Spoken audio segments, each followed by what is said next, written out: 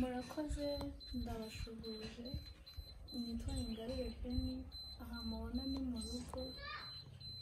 turabashimiye ko mwatugiriye icyizere mukaza kugira ngo tuganire rero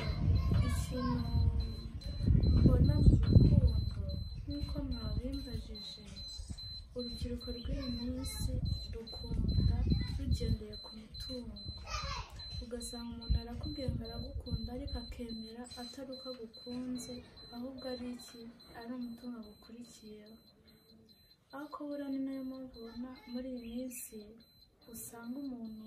abanye n'undi babanye nk'ukwezi abiri atatu ugasanga bakoze divorce bitewe n'uko atamukundaga ahubwo yagiye kubera akurikiye umutungo rero ntabwo ari byiza cyane ni nacyo kintu nagira ngo mpereho mbwira bagenzi banjye dufatanyije urugendo mu gukundana bakundane batagendeye ku bintu kuko ibintu birashira ntabwo ukunze kuko ufite ibintu birashira ahubwo nkunda kuko ngewe wankunze unkunda utagendeye ngo ufite amaboko meza mfite iki cyiza mfite narize nagize gute kuko n'umuntu afite ngo ukuboko kwiza ngo nzambara mbere ejo ushobora gukora impanuka ugasanga niyo warankundiye icyo kintu cyavaho mu kanya ariko ubu njyewe rero ndi mutoya ariko mfite nta nubwo nahuguwe mu bintu by'urukundo cyane ariko mba numva mfitemo utuntu twa enosi kuko njyewe niba nagukunze yego na fizikali ni ngombwa ariko ntabwo ariyo ndipendingira ugomba gukunda umuntu urebye ikimurimo indani kuko urukundo rurihangana rushobora byose niba unkunze ugomba kugendera kuri ibyo byose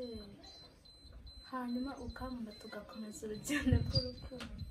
inama nagira rero urubyiruko rw'iyi minsi ni uko rwakwirinda gukunda rugendeye ku mitungo umuntu afite kuko imitungo irashira ariko urukundo ntabwo rushira na Bibiliya bivuga ngo mwasigiwe ngo twagize gute hari icyanditswe kivuga ngo nta kindi ntakibaziwe ariko nyine Bibiliya bivuga ko umwenda twasigiwe ari uw'urukundo Satani yarandiganije ubu ndabizi yanarakaye ariko ajya amenya ko aba yaratsinzwe ibintu byose ikindi mwambaje niba afite umukunzi ndamufite ndi proud ye ndamukunda kuko niyo ngewe namubuze ndarwara pe mu rugo bakabaza cyane icyo nabaye bakakibura ariko njye mba nabyumva ko narwaye iyo ufite urukundo rero nta buryarya uba wumva buri kintu cyose ugikorana mu rukundo uzi ko iyo ukunda umuntu neza niyo wabaga wangawe uzi ko nabo bakunda na wa muntu utiyumvagamo uhita wumva umukunzi bitewe n'uko wa muntu ugukunda yaguhaye ku rukundo nawe rero ufite ugenda ushayaringa ku ruhande ugahorana akanyamuneza yego hanyuma ndakeka wenda ari ibyo ngibyo